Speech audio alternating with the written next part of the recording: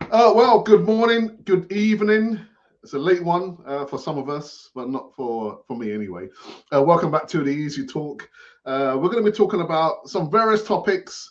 I think maybe the number one topic might be about coming number 29, Mr. Havertz. Has he fooled us? He's not fooling me. Fool me once, fool me twice. A third time, I might be going for it. But in the house, we've got Ralph. Ralph, how have you been keeping? It's been a long time, fella. Long time. Hello. Yeah. It's been a while. I'm doing good. I'm excited to talk. It's nice the last few times now I've been here when things are going well. So I'm happy to be here. Let's hope it stays that way. Put those heebie-jeebies on there. And then Brother Isaac. Hello, everyone. Been a while, but I'm back for the banger. Yeah. And he's done his homework as well. So he's going to be throwing out some stats and everything else, but not the baby. And last but not least, the cheeky chappy. Hello, everyone. Good to be back and to chat about the current situation of the team. Yep. There you go. Are Arsenal going to do it, Ralph? Because the stats, the goals, multiple goal scorers, Kai Havertz. Are Arsenal going to win the Premier League, Ralph? Oh, that's a big one to start, right? I thought it's called the easy talk.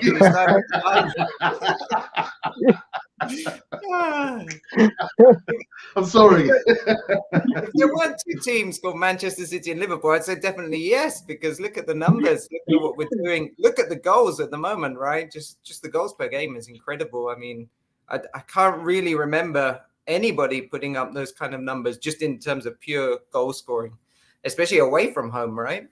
So when you look at it that way, you'd be very tempted to go and say yes. But then you look to your, I don't know if it's to your left and right, or you look up and you see Man City and Liverpool, and particularly City, they're not really playing well, but they're not losing. They're not even drawing. They keep winning games. So I think we're in for a really big battle. Somebody mentioned to me the other day that since the English football went to 3 points for a win, which is back in the early 80s, you've never had a three teams in with a chance of winning on the last day of the season. It's just never happened.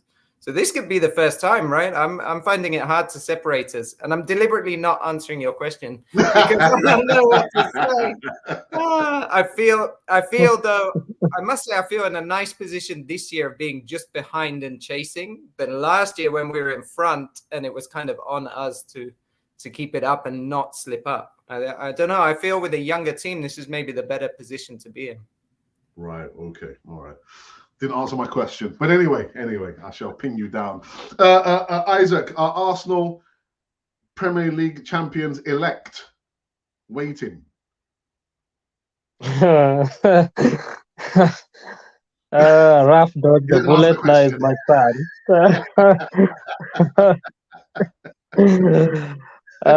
We cannot deny the fact that we are playing some good football at the moment since January. The Premier League, we all know that we've scored plenty of goals. That is 31. We only conceded 3. And of course, one of those was an own goal. That is the Liverpool game. And we have one that is against Forest, which was a Saliba mistake. So it's only one goal that we've actually given away, and that is to Newcastle, to Willock. And Willock has had an habit of scoring against us or making something against us. And against Forest was Aoni, who's scoring against us all the time he plays against us. We're playing some good football at the moment. And we are the team in form at the moment. Considering the way City are playing, and neither Liverpool playing that bad, but the fact that they have a bit of casualties, that is, they have injuries here and there,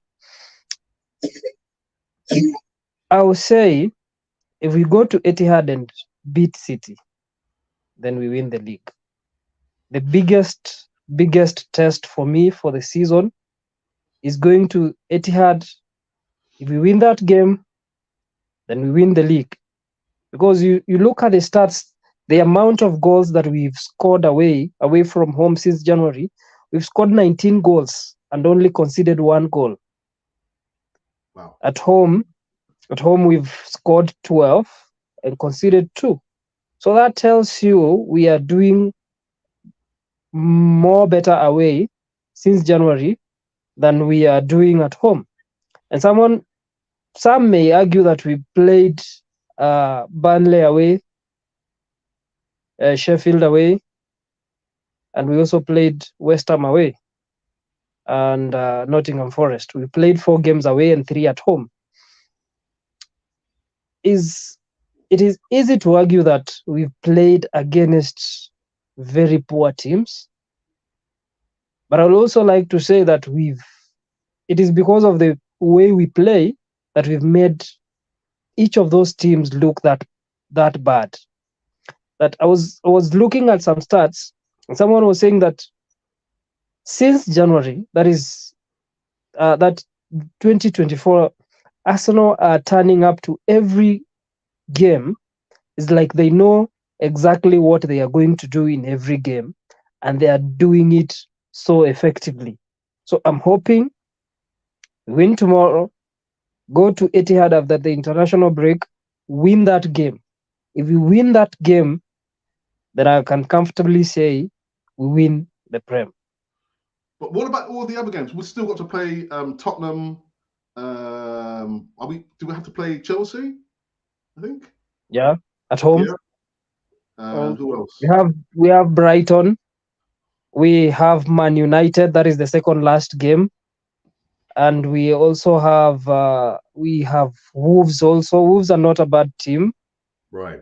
There are quite a number of teams, but the team that the last time we beat City at their place was 2015, either 2015 or 2017, and we won by 2 goals. One was a Giroud goal and the other one was a Cazorla goal. That is the last time we won at Etihad. So if we went there and won, I will say we'll probably keep the momentum going. But if we went to City after the international break and lost, we might crumble. That again. But winning that game will give us that confidence and that monster mentality. Like, okay, if we've beaten City twice, that is at our place, and we've gone to Etihad and picked maximum points, then we can do this. I'll say that if we won that game, it will give the players a huge boost mentally, that if we have beaten the champions, then we can do this. And I'll say this, if we went to Etihad and won 1-0, that will be the biggest result of them all. Wow, Isaac, man, you put it out there, man. Meanwhile, Alfie was shaking his head. No, Alfie. Fool me once, yes. It happened already to us last year, and I was confident, really confident that we were gonna make it. But I think we have learned from the last 10-15 years that we can crumble at any moment. So even if we have the best team that we ever had, even if we are the happiest at the moment, no one is arguing, everything seems to be flowing, we have to wait until May. It's a difficult question. I will answer it confidently in May, not now, because it's impossible. It's just so many things can happen, especially this weekend. Because if they draw Liverpool and Man City and we win our game, then we're back on the top. So that's something that we can it can be a double-edged sword, you know, because we've been on top before, and Yeah. as Ralph was saying, I'd rather be the chasing one than to be on top, because I think the pressure will be too much for the boys.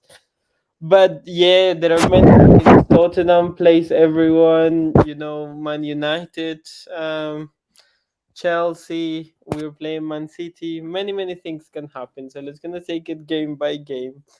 Um, and I wish to, yeah, that the reality was different, that was already done and dusted, but we have to wait, sadly. Mm-hmm.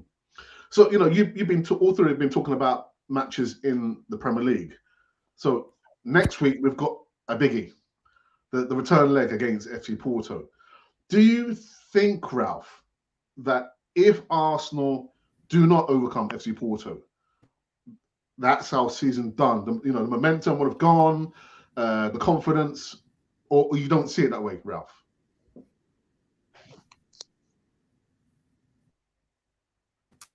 It's a really good point, that question, picking up from what Isaac was saying, right, about momentum and how important that kind of things can be for confidence. I don't see it. I wouldn't see it as if we were not to go through against Porto, that ends the Premier League challenge. I think in a way they see it very much as two different competitions. It's the thing about knockout football is things can turn very quickly, right? And whereas with the league is more about that consistency, and that's what we've been proving with some of these results at the moment. So I don't know if it would have that definite effect. We also saw that we went out of the FA Cup to Liverpool, and then that hasn't really stopped. That could have been, a cue for us to then stop winning games in the league, and it hasn't been. It was actually, I think, if anything, it's kind of spurred us on to go to this level at the moment that we're at, with this, not just scoring all the goals, also just having such a good defense at the moment, and being able to stop teams not scoring but actually creating chances, right? I think there's another stat that we have the lowest XG against us. We're just doing so well to protect the whole kind of defense from the forward line back. So I don't think, from what we saw with the Liverpool FA Cup game, I don't think if we were to lose against Porto, that would cause us to crumble or to fall away. On the other question is, right, that if we win, then we have more games, and is that a danger for the league? I don't know. I think we're in a better position than last year right now, fingers crossed, because you have Timber's coming back, Partey's just come back. We actually are having players coming back into the team, whereas this time last year, I remember it's when all the injuries started, because I think the Saliba injury, I remember that was around this time, maybe in March, or it was towards the end, and that really affected us because we didn't have any backup. Now we have Timber coming back into the team, possibly, or at least we have him as a backup should anything happen to Saliba or Gabriel, which we hope it doesn't. But I feel like we're in a better position to handle the two tournaments if we were to win and go through. So was that a yes, Alex? Are Arsenal going to win the Premier League? I'm just asking. I have to try. and for you, Isaac, if we were to trip up Tuesday night against FC Porto, is the season done? The momentum lost, confidence gone, or you don't see it that way? Wow. First of all, I don't see us slipping up against Porto. That is number one. It is unfortunate that we lost away to Porto the way we did. That is the last seconds. But the stats have it that at Porto we've not won a game at their place. We've only drawn once. And we've conceded 5 goals and only scored a single goal at their ground. But the stats are bright when you come to the Emirates or at Highbury. I think we played them once at Highbury before we moved to the Emirates. They haven't scored a goal at our place, and we've scored a whopping 12 goals. 12 against them, and they've scored not They have not scored a single goal against us. And just to throw it in, that in the Champions League group stages, it is only Arsenal that did not concede a goal at home. That is in the Champions League group stages. Only Arsenal. We did not concede a goal at home. And I think we can keep that up. If they don't score, that is, you see, the danger of predicting the Arsenal games is that they have given us so much confidence. As you can say, this team can go 2 goals up, 3 goals up, 5, 6 goals up. You can simply say we beat them 2-0, and then they put 6 past them. You can say we'll put 5 past them, and then they do a 2-0. And just to put it into context, we went to Lens, lost 2-1, and Lens came to our place, and we put 4 past them. And I remember the interview for the Lens head coach after that the way Arsenal were playing football was so quick, and some of the players was like, it was electric, that they could not keep up with the pace.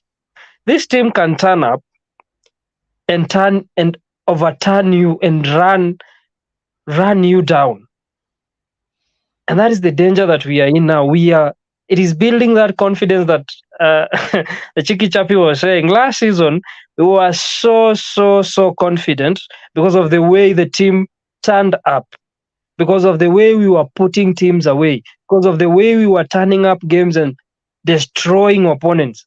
And right now, we can say that we'll destroy Porto, and then and the Lisbon thing comes into my mind. We went to their place, lost, and then they came to our place and we drew.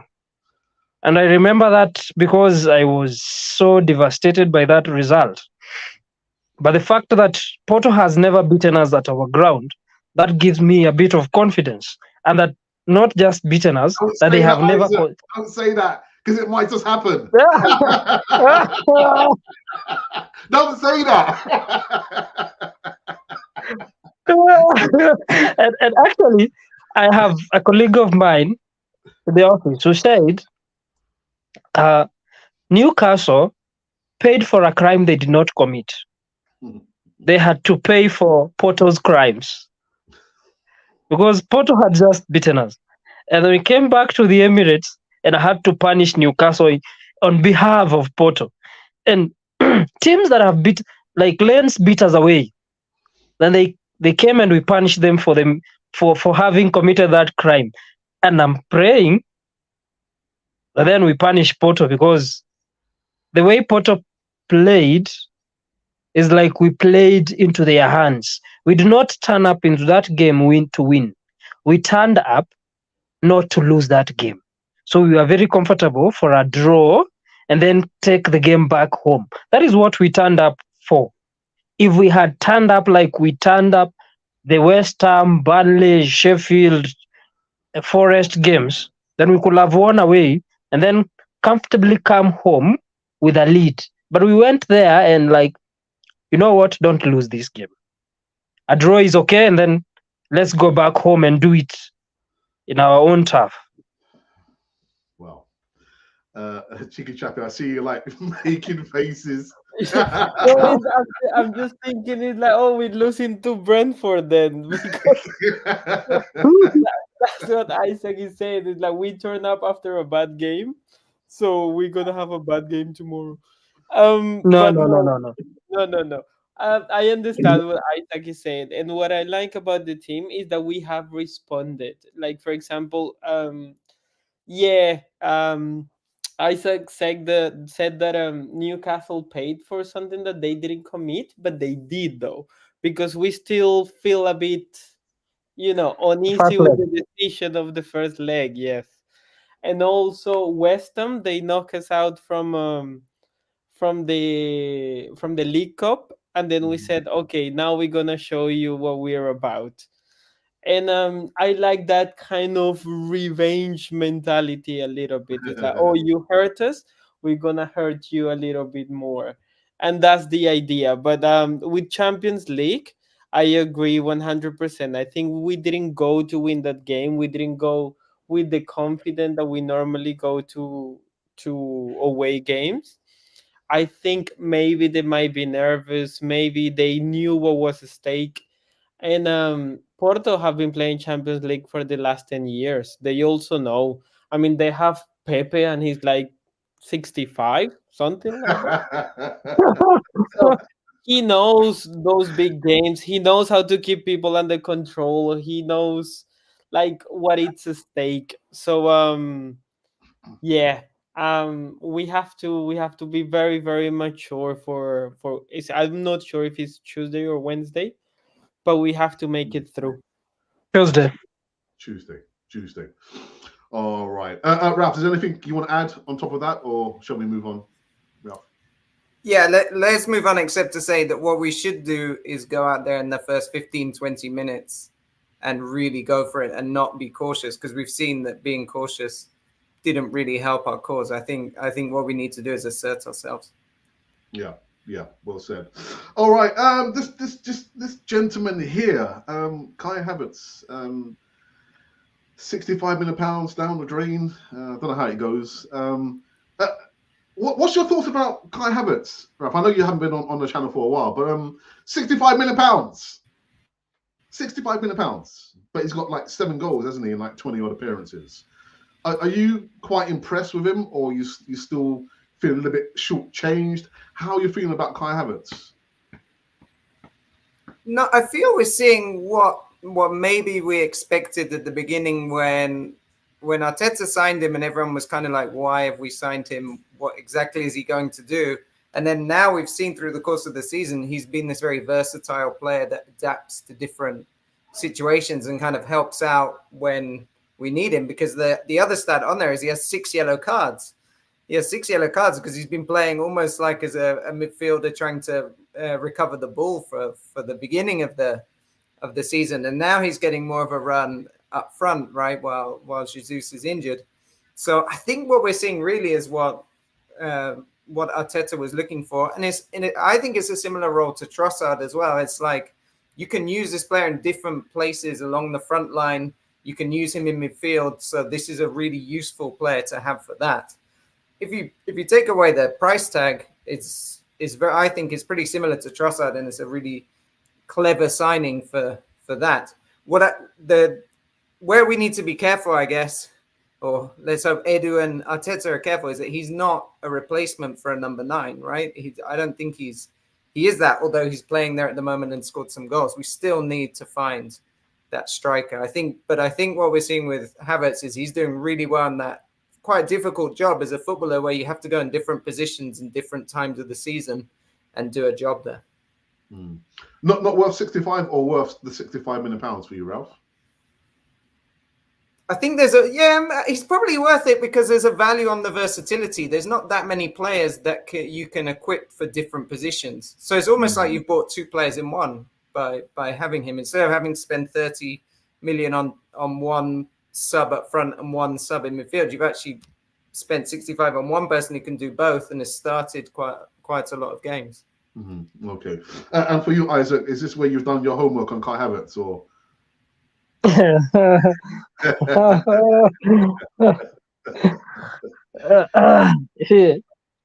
John the Guna sent us an apology form to fill for Kai Havertz. And each of there were reasons that we should each one of us pick why we doubted him. But he's playing like he was playing in Leverkusen, that is, and I'm happy, and I actually am one of the critics because I criticized him and the way he played. But he's scored 3 in 3. And he's had five goal contributions in the last 3 games, and he's had 5 goals, 5 assists. That is a total of 10 goal contributions. And we could attribute it to so many things. Number one, the team is playing so well. And he's in that team that is free flowing and putting goals past opponents like they mean business. And it is highly unlikely that he'll miss goals in a team that is playing the way we are playing at the moment. And Havertz is a player who could win you big games and cost you in very simple games. He could miss very open chances, like the West Ham game. He missed an open chance, and I was praying that, okay, you went through. Then I was praying that there be an offside flag so that he saves him, but there was no offside flag. It's like he missed a sitter. He was through, and he missed that. That is what he missed. And he could win you very big games. He could, he can be a match decider in an Arsenal vs City game, because actually in the first leg, he's the one who set up Martinelli for that goal, although it was a deflection. He can play so well in big games. Okay. The media itself did not give him credit. It's like we are all expecting him to flop.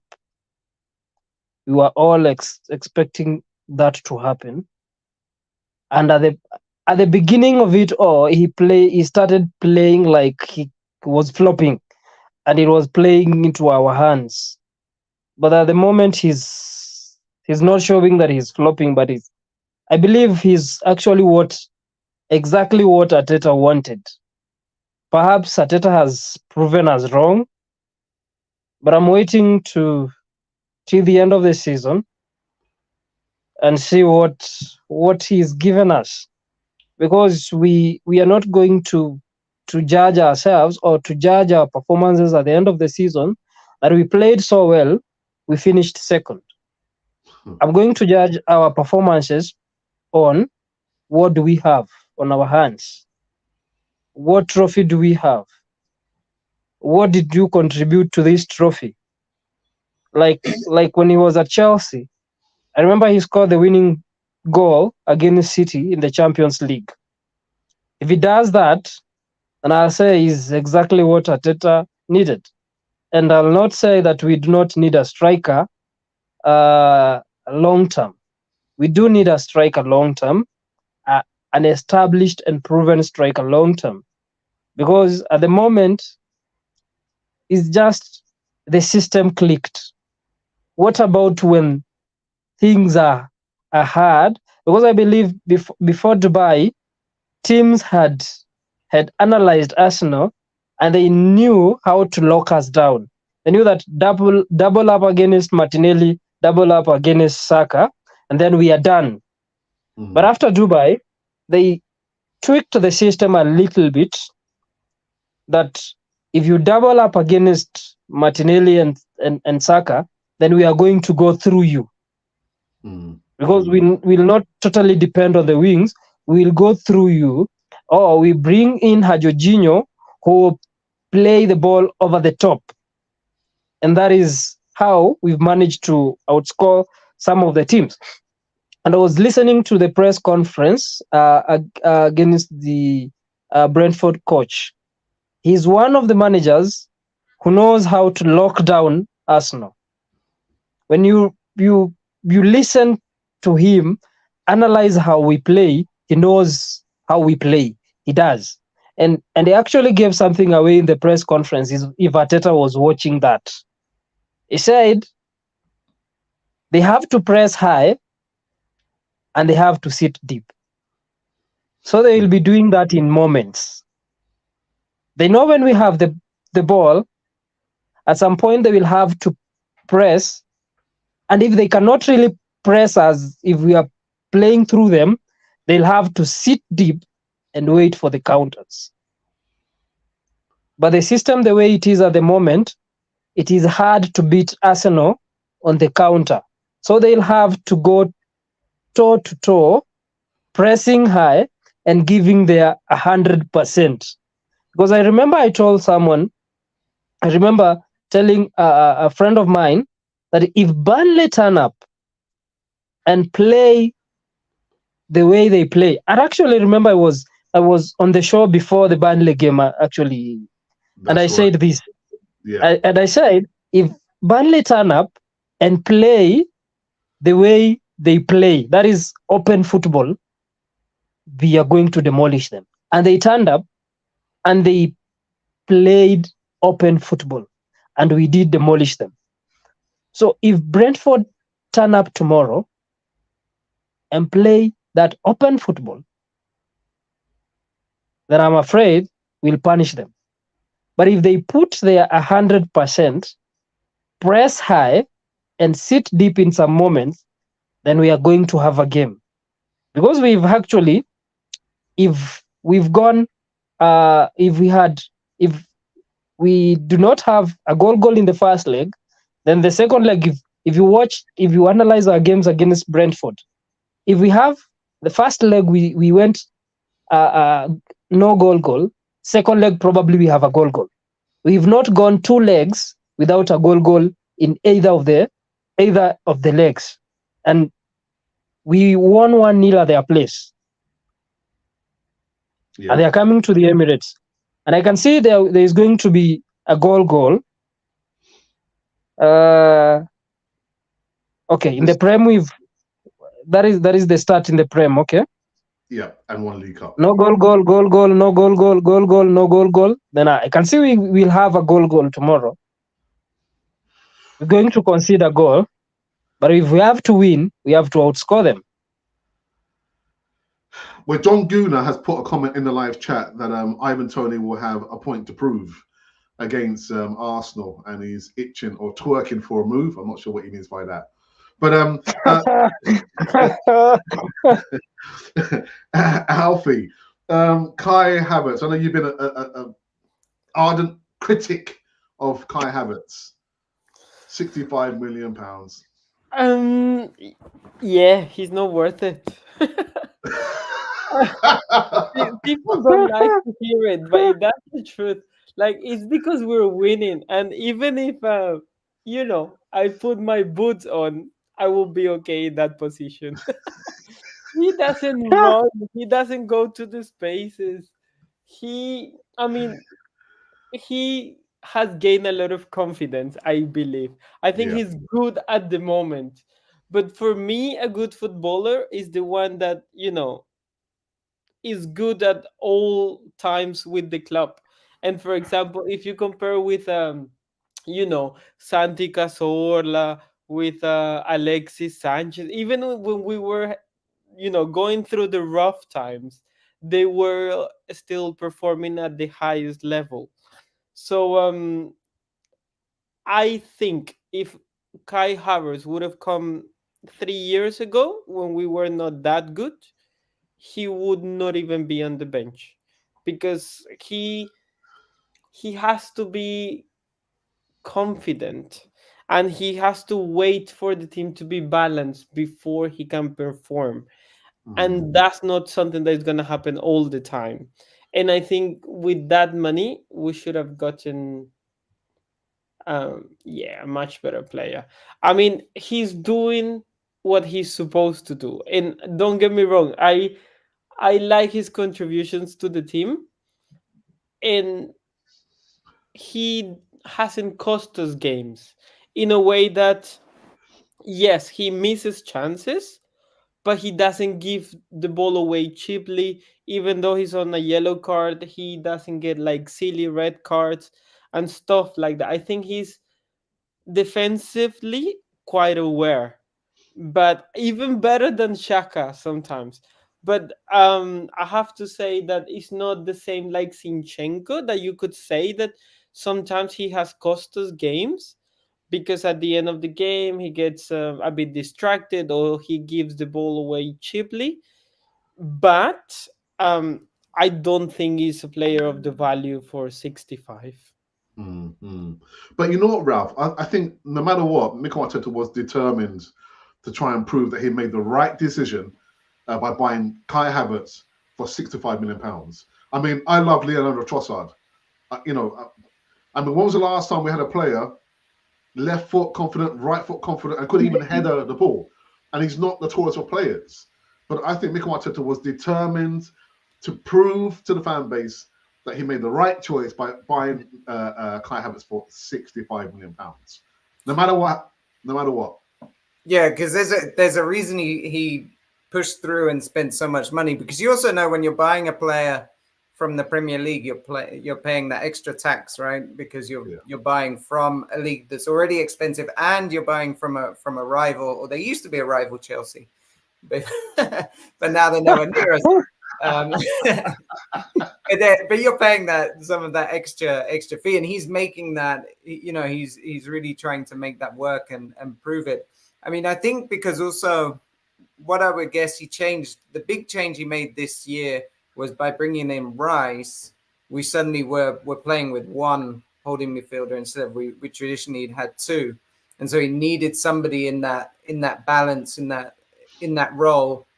And I guess he felt that Havertz was the person that could understand that role quickest and best for him. But I do see your point that sometimes with managers is they seen something in this player that they like, and they're gonna keep going until they make it work. Yeah. It's just that Alfie can't see it. I can't see it. It's just that I don't know.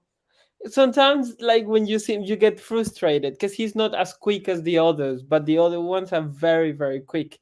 So yeah, I mean, if we win anything, it's worth it. I will say that.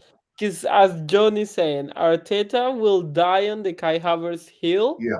He made the sacrifice. He stuck with the guy. He gave him the games. He's started always. So if we win it, he's right. Could be. There's a proverb in my country that says you don't kill your own. So Arteta will not kill his own. Yeah. He's adamant that Kai Havertz is the person or the player that he wanted at £65 million. Anyway, let's go into the live chat for the first time on this particular Easy Talk. And John Gula says, believe what? What? That what? I don't know. What does he mean? What do you mean, John? What? Believe we're going to win the Premier League? The double, he means. The double. Oh, right. Okay. Okay.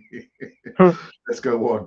Junior Martin says, I'm sure teams will be scared to play Arsenal right now because of how well winning 7 on the bounce, 31 goals, Arsenal peaking at the right time. I think they peaked too early last season. That messed with the team. Really? Did we peak too soon last season? First and foremost, there was no pressure on us. Secondly, no one knew that we would have gone so far. But did we peak too early, Isaac, last season? Last season, we just surprised everyone the way we were playing, because we turned up to play 100% in each game. But you cannot do that all season. And then we had a bit of injuries. But this season, we did not just kick like we were doing last season.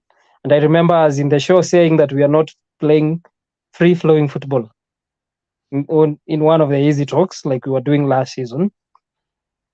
If Arteta was preserving that for the second leg and win all the games in the second leg, then I'll take my hat off for Arteta and say, congrats, man, you've done it.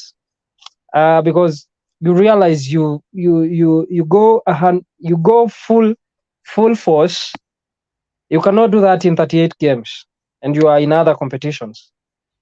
If you do that, you having Martinelli, Saka sprinting 100%, and then you could be having so many injuries, that is hamstrings here and there. But if he reserved that for the second leg, then congrats to him. We just surprised everyone last season. Actually, we even surprised ourselves. We did not expect to do that better. Actually, if you ask everyone, beginning of last season, where are we going to finish? Nobody will have put us second. Yeah. We are all going perhaps fourth or fifth. That is where we were. Perhaps they are fourth because we wanted to play in the Champions League, because we do not want to go back to Europa League. So majority of us will have had us in fourth place. But this season, the good thing is we are not chasing. Last season we were being chased, but this season we are doing the chasing now. And I'm happy that we are doing the chasing. We are not looking over our shoulders at who is coming. It is advantageous to us because there is no much pressure on our shoulders like it was last season. You have that much pressure on young players, and they maybe in their minds are like, what if we don't win this game? What if we draw this game? And this right now we are like, just play our game the way we've been playing and get your results.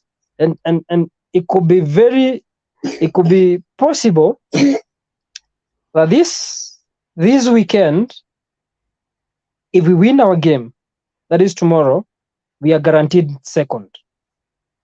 If we win a game tomorrow, we are guaranteed second until the end of the break, because we win, we go fast. Yes. If Man City and Liverpool draw, which is highly unlikely, because I believe someone will win that game.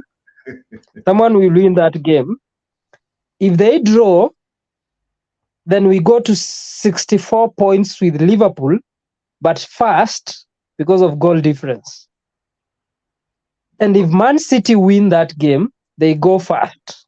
If Liverpool win that game, they go fast, but will remain second. If either of them win, we'll remain second. If they draw, we go fast. But I can see a Man City win, they go fast. After the international break, we win and go fast. Well, Isaac, very quickly. So I understand what you're saying. Personally, I would prefer if Arsenal had the points already in the bag. If you're saying to me that the pressure got to us because we had to hold on to the lead, well, you kind of counteracted your argument, because if we do go and we win, we'll be on top of the Premier League. Sure. And we have to hold on to experience. We have the pressure again. With much experience. With much more experience. Okay. And it is Raf who said that last season, it is at this point that we had injuries. Yeah. But the good thing this season, that we having players coming back from injury. We have Timber coming back, Tomiyasu coming back, and we have Pate coming back, we have Zichenko coming back in a couple of days. And like, for instance, in the left back, right now you have Kiwior, who's playing really well. And then you have Timber, you have Tomiyasu who can play there, and you have Zichenko coming back. And then that is one hell of a job, having to select one player out of 4 who is playing there. You cannot just sit Kiwior down because the others have come back the way he's playing. He's a dynamite. And then you have Timber who can invert the way you want, but you cannot just sit Kiwior and he's done nothing wrong. And then you have Zichenko, who's made mistakes at some point that has cost us. You don't just bring him back in. And then you have Tomiyasu, who uses his right foot, who can defend better against a left-footed player like Mo Salah, who will cut on the inside. And then you have one tough job to select a single player to play in that position. Yeah. Ralph, can this team win the Premier League? I'm just asking, man. Just asking. Back again. The way Isaac's talking it up now, we could win it with just left backs. We don't even need anybody else. We got everybody.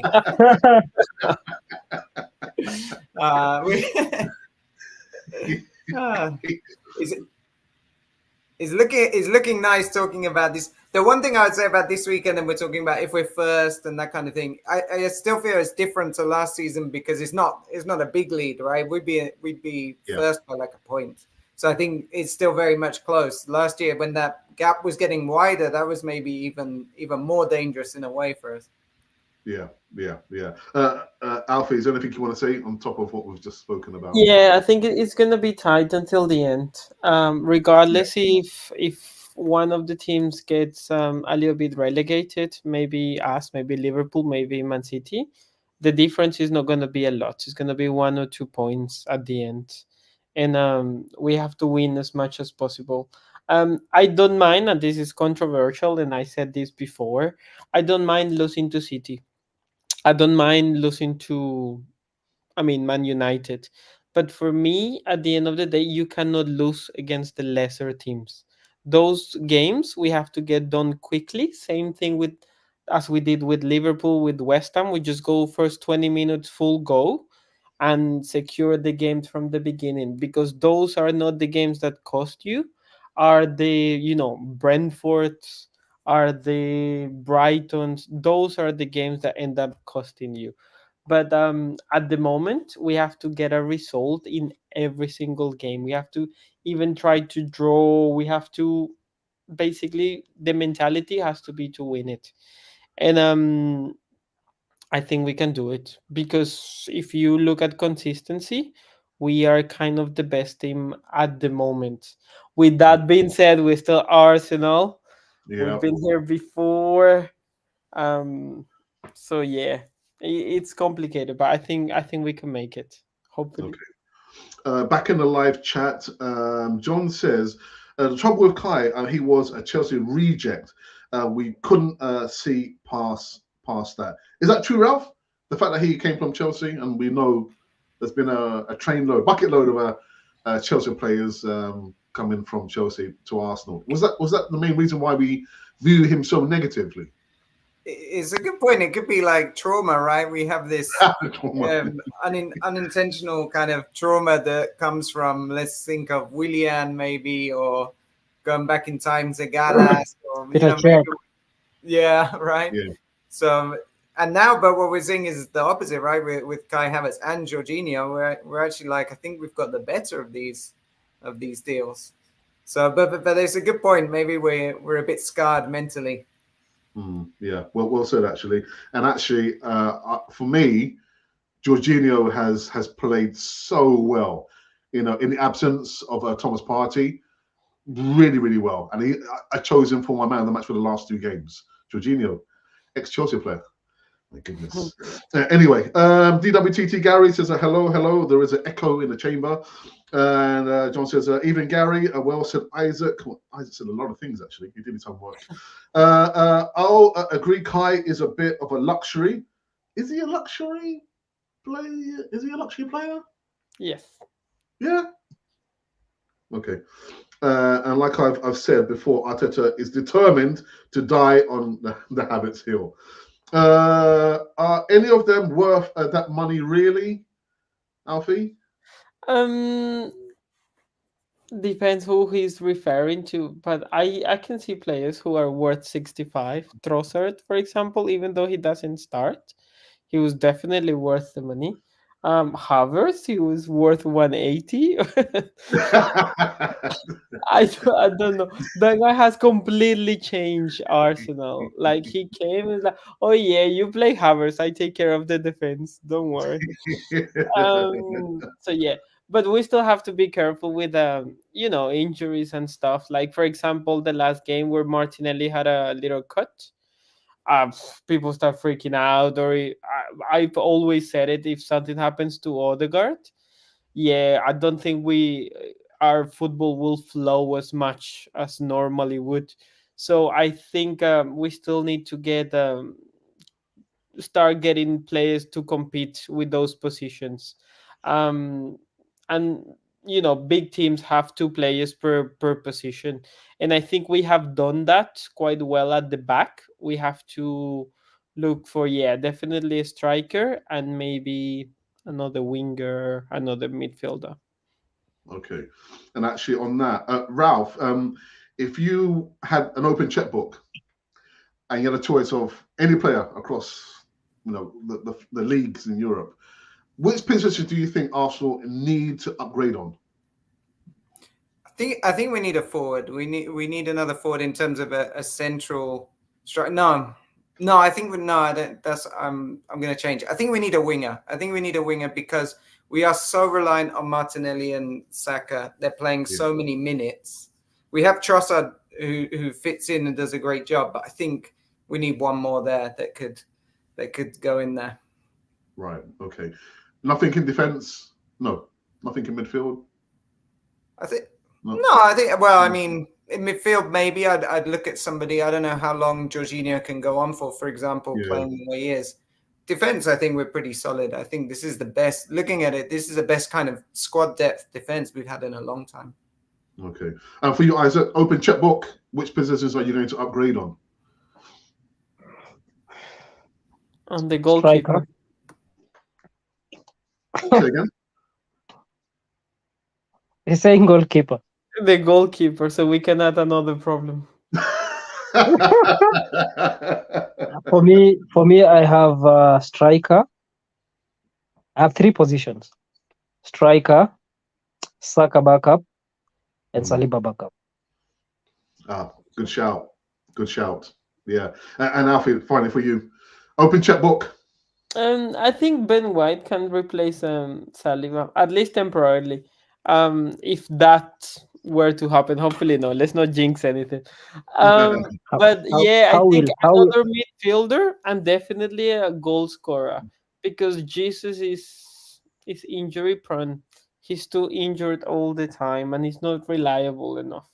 So I don't know. I would love to get a player like Osimhen or someone that it's a difficult game. You're 1-0 down. That he just says, just throw it to me. I will figure it out.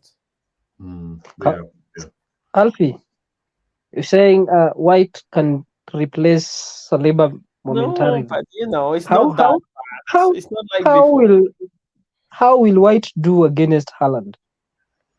Yeah, but it's not like Mustafi Koscielny situation, Okay. Oh, those were the good old bad days. Good old bad days. Do you know what? I didn't even get to ask any of them for a prediction for the Brentford game. Do you want to give me a prediction, Ralph? No. Oh, I'll go. It's been really interesting. Both teams are scoring lots of goals. Not scoring lots of goals. They're involved in games with lots of goals. And Brentford have been on the wrong side mostly. I think we'll win 2-1. I think both teams will score, and I think we'll come out on top. Okay. And for you, Alfie? We're going to win 3-0 tomorrow and 3-0 on Tuesday. Okay. And for you, Isaac? Did you just say 3-0 on Tuesday? 3-0 on Tuesday. Sorry, Isaac. Raf just took my prediction, which was a 2-1. Stick with a 2-1, and I'll stick with a 3-0 on Tuesday. I'm recording this, fellas. I'm recording this. You can, and you will play me back. I'll play it back.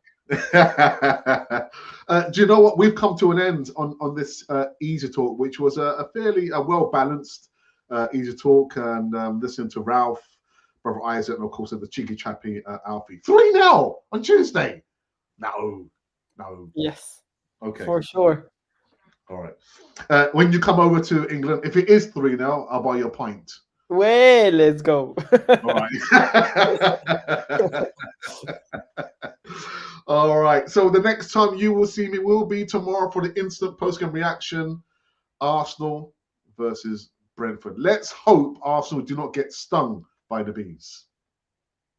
That's what I'm saying. Ralph, thank you very much for giving us your time. Say hello to your family from everyone on Channel 4 TV. Ralph? Thank you. Thanks for having me. It's been a pleasure as always. Brilliant. Brother Isaac, I hope your daughter gets better. And I can hear her coughing in the background. I hope she feels better. Yeah. So it's been a pleasure being on. I hope I scored a brace, if not a hat trick. Yeah, well. Hope to come back. Let me speak to again. the manager. off the bench. And Alfie, 3-0 Chicky Chappy. Alfie, thank you very much for coming back on the Easy Talk, man. Don't worry. Thank you for the invite. Always a pleasure. And hopefully we will see each other soon. Brilliant. And that's it. This has been Cannon Fodder, the channel for Arsenal fans all over this world.